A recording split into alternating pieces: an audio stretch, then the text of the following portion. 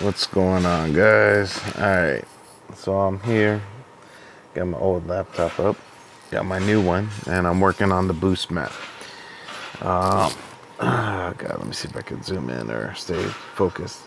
So basically, if you kind of see here, this is ignition table 3. If you go here to the ignition settings, I have 2 tables. So when you look at this and you enable, one table goes from, this is just my vacuum table, goes up to 99.9. Once it starts hitting boost, then this is my boost.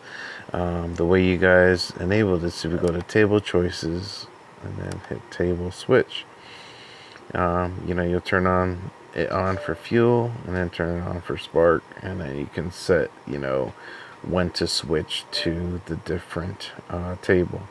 Now the reason why I do this is so I can get greater resolution on my tuning. I had good success with that setup, on the KA and doing that, so I followed the same suit. So now when you're tuning for boost, you need to basically, I'm going with 25 degrees. That is what naturally aspirated, could be on the VQ. I'm not too sure. But for every pound of boost, you want to retard your timing half a degree. That is a good general base for 93. I'm going to follow the same thing just to protect this motor, and also since it's high comp. So in order to find this is all in kPa. So 265 kPa, the way to convert that to PSI is, what do you call it?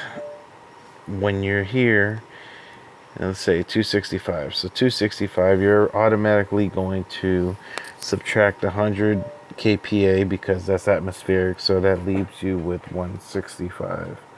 And then you're going to divide it by 7, and then that's going to give you your PSI. So basically at 265, that's 23 and a half pounds. My map sensor is only set for 23 pounds. And also my boost spring is only set for 14.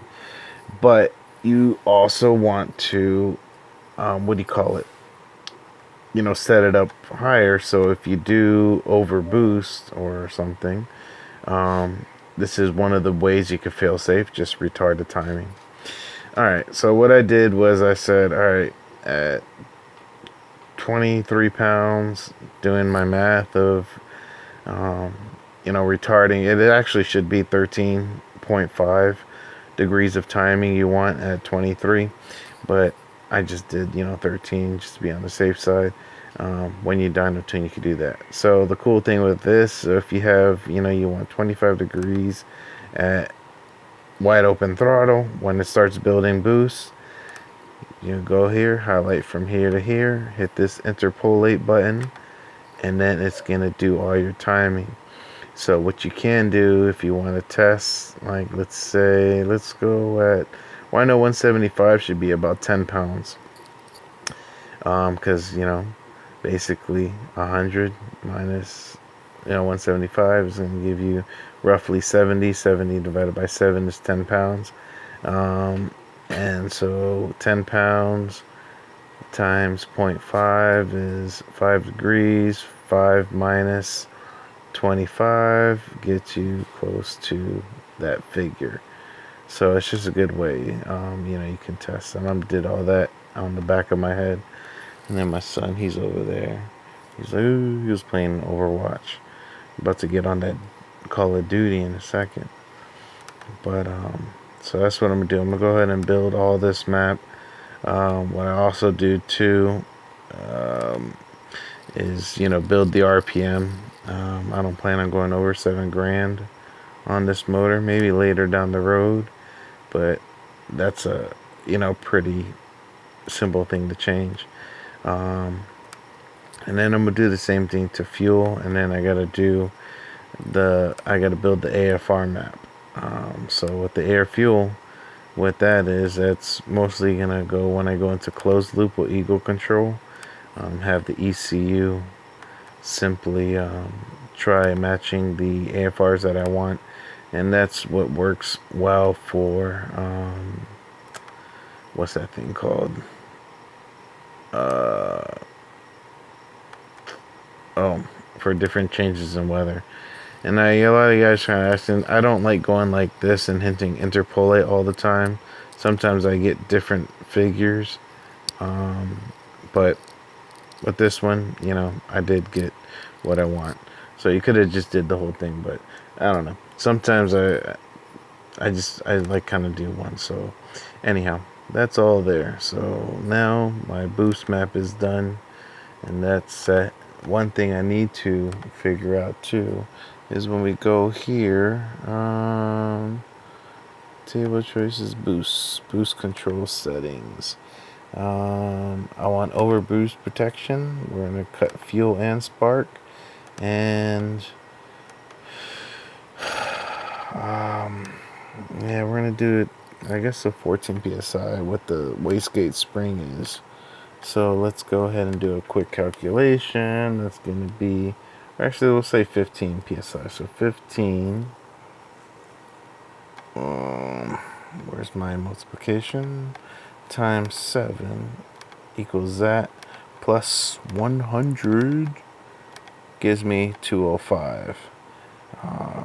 So I'm gonna go ahead and just put this at 210. So when KPA hits 210, it'll cut out. I'm just just playing it safe. And then Hysterius is where once it what's it called, drops under 10 kPAs, then it will simply go ahead and start sparking again. Well, and that's what saying the cut. You can do spark or fuel. Like I said before, I don't like doing fuel cut because next thing you know, there might be a little bit of fuel in there, or something, and I don't know, maybe it could lean out and blow. I don't know. I just don't do it.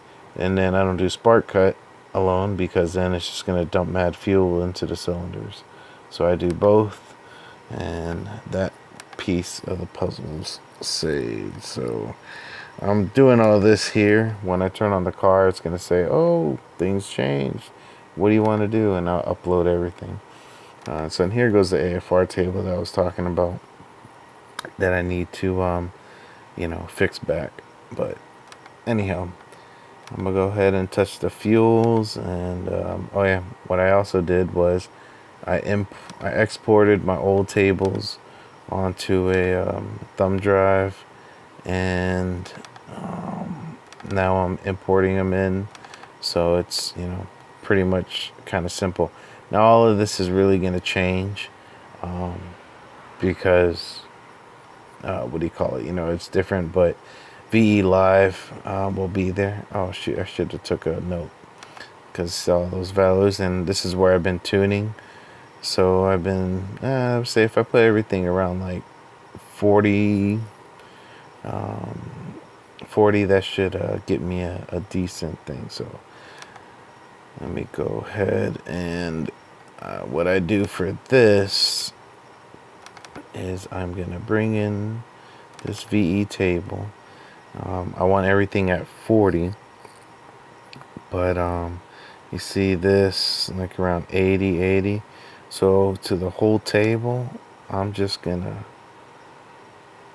well, maybe not there, right here. I'm gonna go ahead and subtract 40, so at least when I start the car, it's not gonna be rich and bugging out and all that thing. So all right guys, that's a little in depth of kind of what I'm doing now.